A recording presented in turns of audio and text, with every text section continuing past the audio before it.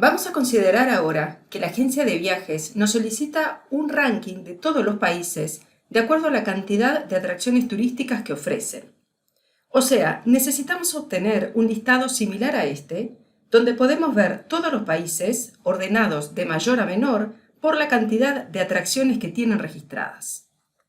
Como vemos, cada línea corresponderá a un país, del que se mostrará su identificador, su nombre y la cantidad de atracciones turísticas que posee.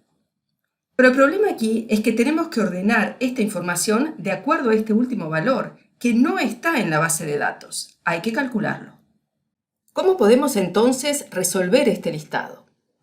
Una opción, aplicando los conceptos que ya sabemos, sería definir un atributo fórmula a nivel de la estructura de la transacción country y realizar luego un for each con country como transacción base y ordenando de mayor a menor por ese atributo calculado. Recordemos que los paréntesis en el o los atributos indicado en la cláusula order define un orden inverso, que en este caso sería de mayor a menor. Esta solución es totalmente válida, pero es válido también resolver un requerimiento sin la necesidad de agregar nuevos atributos a una transacción solamente con el fin de resolver una determinada consulta. Así que vamos a resolver este requerimiento de otra manera, agregando nuevos conceptos que nos serán de mucha utilidad para casos más complejos. Comencemos a hablar entonces de los tipos de datos estructurados. Hasta ahora hemos empleado siempre tipos de datos simples. Hemos definido atributos y dominios de tipo numérico, de tipo character, date, image, etc.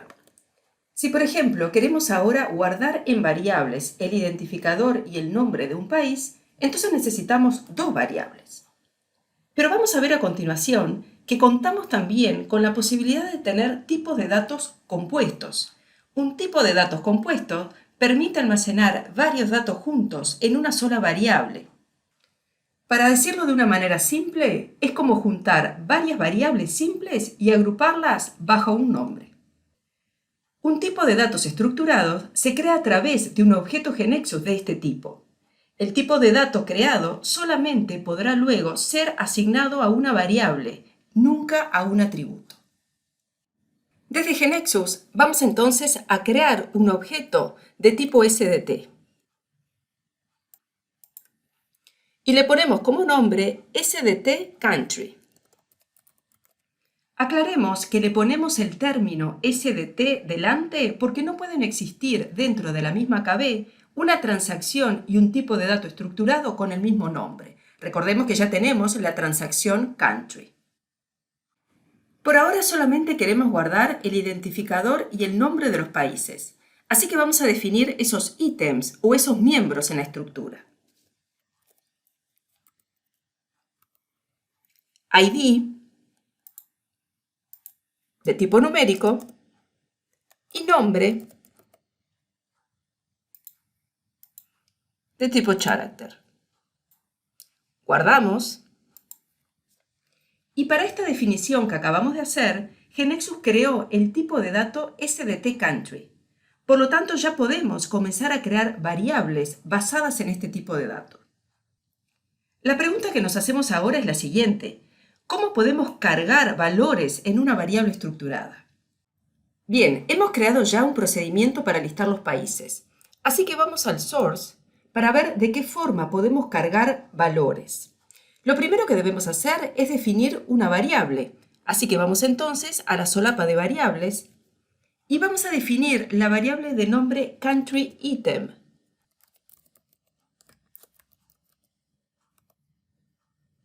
Basada en el tipo de dato SDT country. Volvemos al source y como primer ejemplo vamos a cargar los datos de Francia y lo haremos en forma manual. Observemos que al digitar la variable country_item y presionar la tecla del punto, ya podemos ver los ítems que componen el tipo de dato. Vamos a cargar entonces el ID 1, que corresponde a Francia, y el nombre, Francia. De esa forma cargamos la variable en forma manual. Otra opción sería a través de un for each, posicionándonos en el registro correspondiente a Francia. Y cargamos entonces la variable country_item con el valor de country ID para el ítem ID y con el valor de country name para el ítem name. Vamos al layout.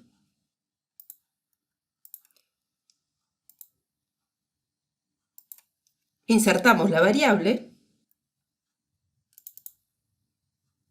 que vemos que es estructurada y por lo tanto vamos a agregar en el print block tanto el ítem correspondiente al ID como al nombre.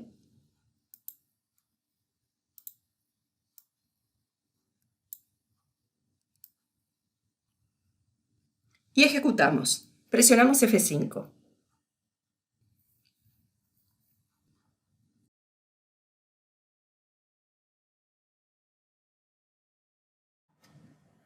Bien, veamos ahora que cuando la estructura que queremos crear coincide totalmente o en parte con la estructura de una transacción, podemos arrastrar dicha transacción sobre la estructura del SDT